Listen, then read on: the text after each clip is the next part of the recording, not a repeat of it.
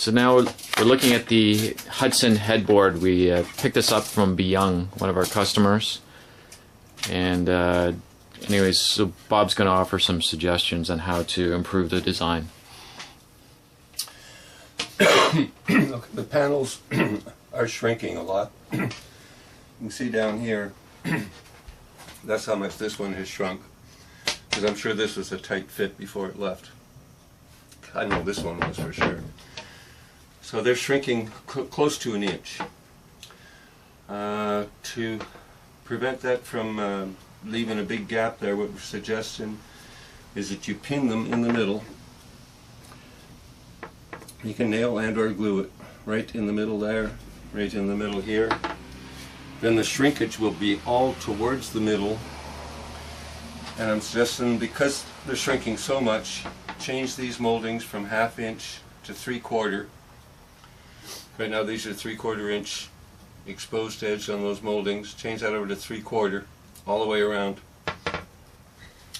so that when it does shrink, it shrinks from both sides. It'll shrink towards the middle, and with this being a 3/4 inch, then it won't show at all.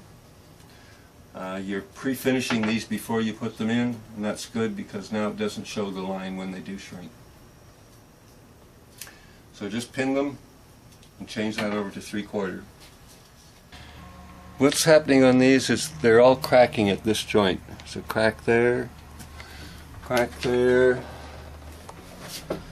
opened up, crack across here, and it's cracked across here, and opening up on there.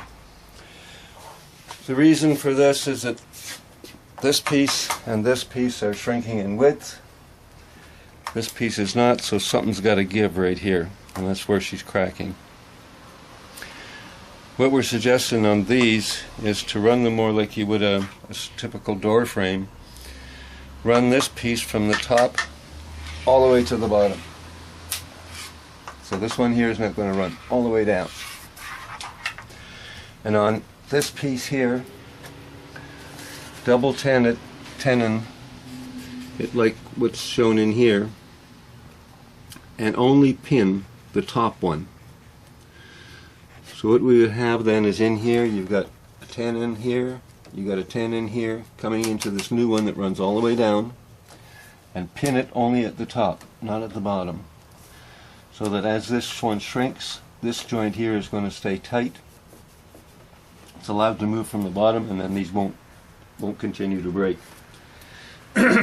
Similar thing up the top here. And I'm not sure if you've got these tendon into here right now or not, but I'm suggesting that these are left so that these can float as well, and put a molding on the front side, say a 3/4 inch molding or something up in on the front side, so that if this does come down a bit, it's hidden. Okay, let's flip this over. Oh, okay, starting. This is the front side where it's showing the crack coming through, again because this piece here is shrinking, and this one shrinks in width this way, this one shrinks in width this way. Something's got to give. But if we run this piece here all the way right up to the top, and then with a pin tenon coming into here, that won't happen anymore.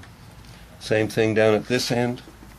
Let this piece here run all the way down to the bottom, run a double tenon in here, and pin the top one. Should be fine. That's it. Because now we want this one to be pinned across here, we want this to actually move a little bit if it has to. Suggesting that you take maybe even this molding, or a quarter round or whatever you got, and run it right along here, and let this move if it has to. I think you've got this tendon up in here right now, I'm not sure. But it's got to move somewhere, or that's going to happen every time.